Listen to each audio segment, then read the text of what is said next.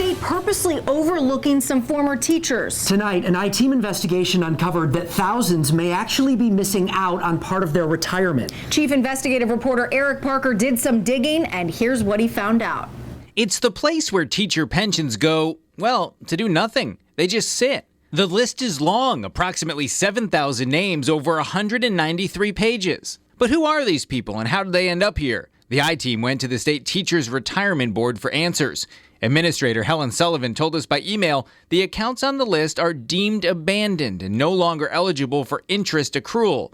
Who ends up here is based on a state law. It says former teachers who aren't vested in their pensions and are inactive with the retirement board for 10 years go to this unclaimed funds list.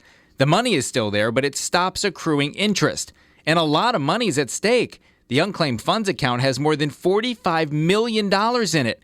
Even at super low savings account interest rates, that's more than $400,000 in interest lost to former teachers every year. Members can claim their money anytime. They just have to fill out a form and let the retirement board know where they are. But we got to wondering, with all that lost interest, is the state keeping it for itself, or are they looking for these members to let them know they're missing out? But we were skeptical. That's a lot of people with a lot of money that they say they can't find. So the I-Team went looking. And I see here the third name down, Julie Abbiati, That's it. Thompson Board of Ed? Yes. That's you? Yes, it is. So a 209-page list, we found the third person.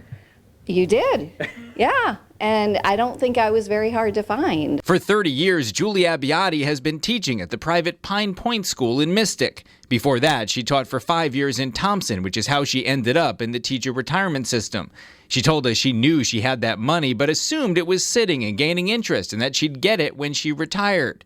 She was wrong. I'm kind of disappointed that I didn't know about this sooner, because I think there's interest that I have now lost on those retirement funds. So how hard are they looking?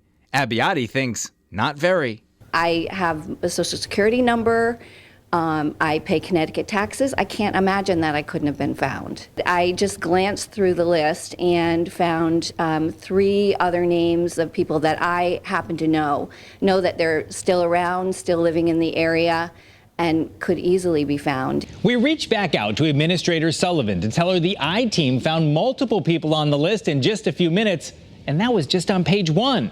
But after sending us some initial information, she didn't respond to our repeated follow-up calls and emails. Now, if you're a former teacher or you know one, you should check the list. You might be owed money.